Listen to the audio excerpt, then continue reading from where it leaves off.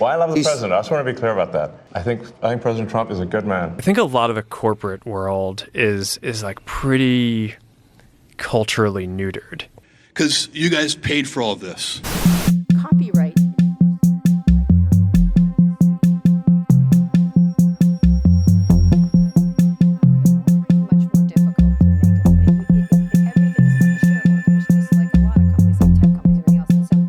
You need to understand that this is a group of people, unelected, who are doing whatever they want and has got a grip on our public, including in Australia, in ways that are, you thought Rupert Murdoch was a problem? These people are 20 times the problem,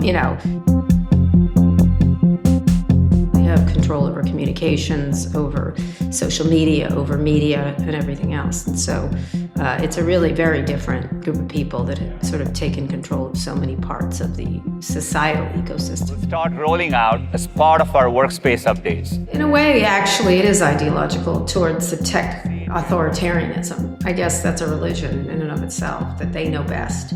So in a lot of ways, they are not political in the normal sense, but they will attach, like a virus, they'll attach to anything and exploit it. And so in this case right now, it's the Republican Party, and that's what they're doing. I think a lot of the people who are in charge have gotten, they want to get while the getting's good. Even Sam Altman, who was an arch enemy of Elon Musk, had to show up with the inauguration. There's a price to pay if you didn't. Every one of them went along, including people like Tim Cook. But I understand it. I certainly understand the situation. I thought maybe someone would resist, but nobody has. Everyone's different. Jeff Bezos doesn't like regulation, and he wants to go to space, and therefore he's cozying up to Trump. I want to thank every Amazon employee and every Amazon customer, because you guys paid for all this. And Mark Zuckerberg is just Mark Zuckerberg. He'll do whatever it takes to. Shareholders are his own, and he's the biggest one. It is his only concern. This is Orion. And I guess fighting, MMA fighting, but whatever. Each of them is individual in their own journey. Elon has a well-reported issue, uses a lot of drugs. But you've admitted that you have a ketamine prescription. Yeah. What's that for? I don't know, at like a negative chemical state in my brain, like depression, I guess, is or like depression that's not linked to any negative views. They're in arrested development, and they are all men. I'm sorry to tell you. I mean, I have 3 sons. I don't mean to impugn men, but it is all men, and they all act like they have no guardrails. And you're seeing this writ large by Elon Musk's behavior with the government. He's just rolling over everybody. He doesn't care.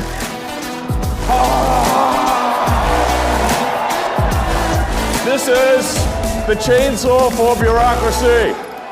Chainsaw! The Trump administration continues to move full steam ahead with efforts to shrink the federal workforce and reduce spending.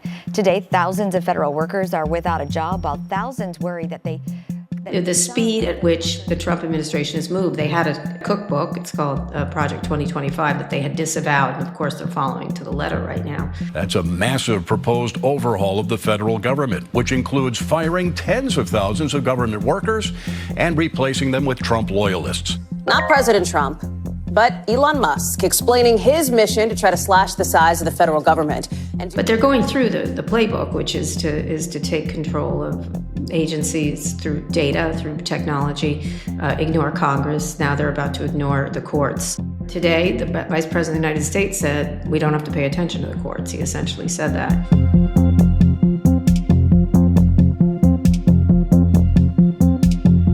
So if we can't enforce the rules that the courts bring down, then you have to go to people protesting in the streets. No king, no crown. We the people won't back down. No king, no crown.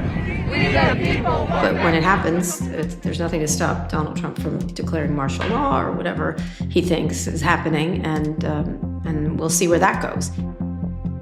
This is going to go on for a while here in this country, and then it'll affect the global economy, of course. And so this is a question of whether Trump using Musk and Musk using Trump also are going to be able to pull off a lot of things they are attempting, including quashing the Congress, quashing the judiciary. That was their effort today. And now a judge who's an activist judge wants to try and stop us from doing this. Why? Why would they? And then just sort of buzzsawing through the government as they please and getting rid of things they don't like without a lot of consultation. We do need to delete entire agencies as opposed to leave part of them behind. It's kind of like if leaving a weed, if you don't remove the roots of the weed, then it's easy for the weed to grow back. I mean, he's lost interest in Tesla. He hasn't created a new, fresh car in a long time. He's getting his head handed to him. I mean, the sales are down, not just because he's a jerk and people don't want to buy his car, but it's, inevitably sales are down. There's a lot of innovative companies, including from China, BYD, but there's lots of others. He's not really focused on Tesla. He sees a bigger fish, AI and President Trump. So that's what he's focused in on.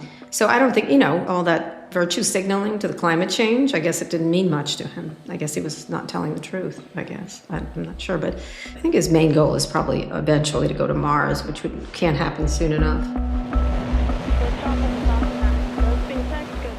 It's hard. It's hard to stop him if the president is backing him. I don't think there's anything to stop him. I think he'll ignore everybody and do what he wants to do. This is how he behaves everywhere he goes. And when the Democrats get in charge, he's in a world of hurt.